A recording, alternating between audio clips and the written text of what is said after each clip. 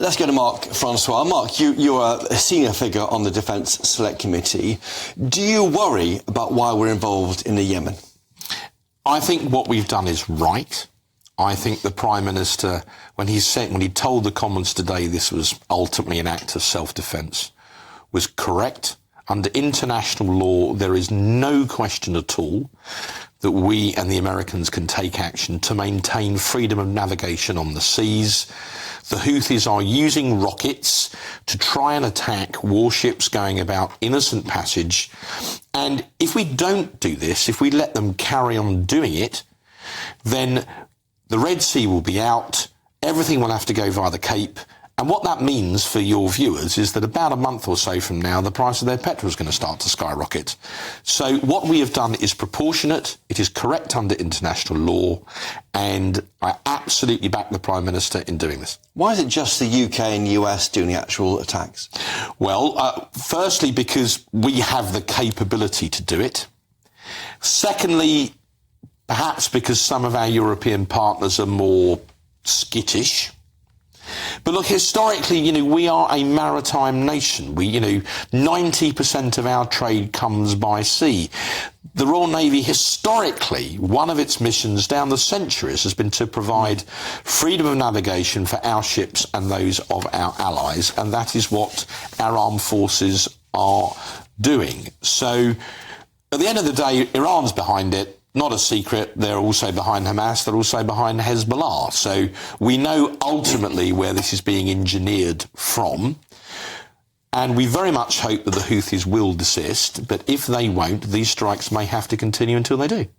And there's no vote in the House of Commons. There's a general debate tomorrow in the House of Commons on this, when the Commons will note what's happening, but it's not amendable. So there's no vote, unlike in 2013 when there was a vote on bombing in Syria, which the government lost. I think the circumstances are different. I think I remember the Syria vote was controversial. I was in that debate. I sat through virtually every minute of it. Actually, it was a debate about Iraq. Even though theoretically we were voting about Syria, I was there. Iraq 2003, you mean? Yes. So there's nervousness about Iraq 2003. Yes, but these are targeted, proportionate strikes designed for one single purpose. In the Syria debate, the argument was, what are the strikes for? I remember all of this. In this case, it couldn't be clearer. It's to stop the Houthis firing rockets at innocent merchant shipping. It's a very crystal clear military objective, and that's why I think the Commons should be behind the Prime Minister, and I don't think we need a vote to prove it.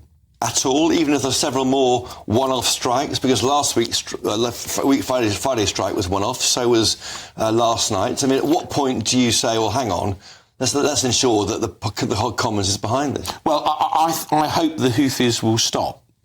Chopper, let's see how this plays out.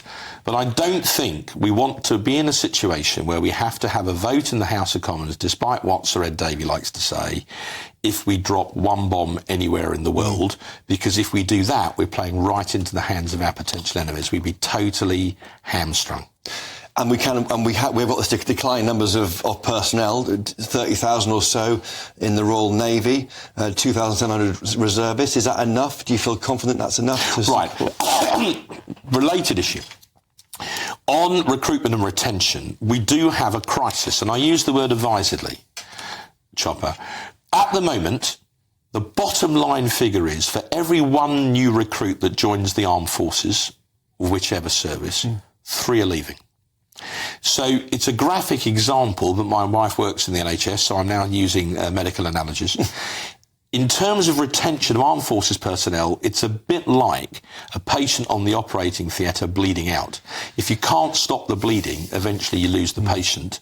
So we need the Defence Secretary needs to come to Parliament, make a statement of what we're going to do to stop people leaving the armed forces, because if we don't, in a few years from now, we won't be able to carry out those sorts of actions against the Houthis, because we won't have the people to maintain the jets to take off. Well, I've got you, Mark Francois. I must ask you about the votes last week.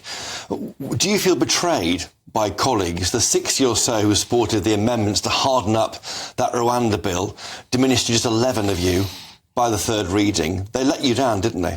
No, Chopper, at the end of the day, and in a situation like this, everybody has to look into their own heart and decide what to do. My view is this: we made our point, We're on the record, as you would say. Either a plane takes off or it doesn't. We thought it might not. Others thought it would. It's going to take a few months to find out either way, isn't it? Because we've got to get the bill through the Lords, and then there may be a ping-pong and objections. At some point, a few months from now, either a plane will take off or it won't. If the plane takes off, I will come in this studio. And eat your hat. I won't eat anything, but I will put my hand up and say I was wrong. But let's just see what happens. Did you feel betrayed? How did you feel when you were alone there with 10 other colleagues? Well, we weren't alone. There was, you had Ocean's 11, maybe we were Kruger's 11. I wasn't entirely alone, Chopper. Mark, Francois, thank you.